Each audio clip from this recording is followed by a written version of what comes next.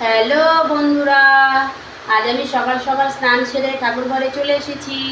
এই দেখো অম্বুবাচী লেগে গিয়েছে, সেই জন্য আমাদের আমদুধ দিতে হয় ঠাকুরকে, আমাদেরও খেতে হয়। সেই জন্য আমি ঠাকুরকে আমদুধ দিয়ে পুজো করে নিলাম।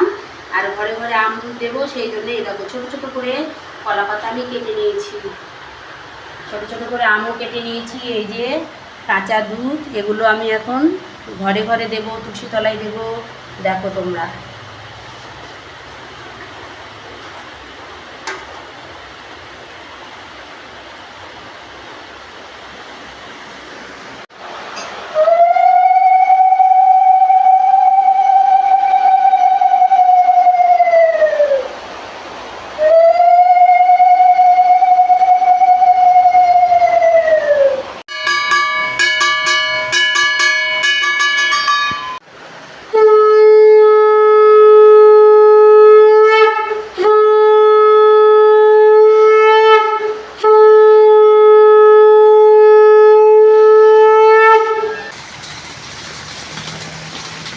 এই দেখো বৃষ্টি পড়ছে, ভিজে গেলাম আমি।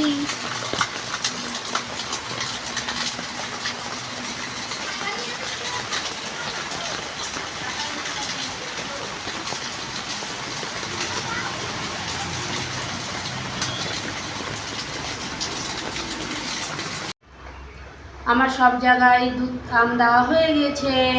এই দেখো দিয়ে আমি বৃষ্টির জলে ভিজতে ভিজতে ঘরে চলে এলাম।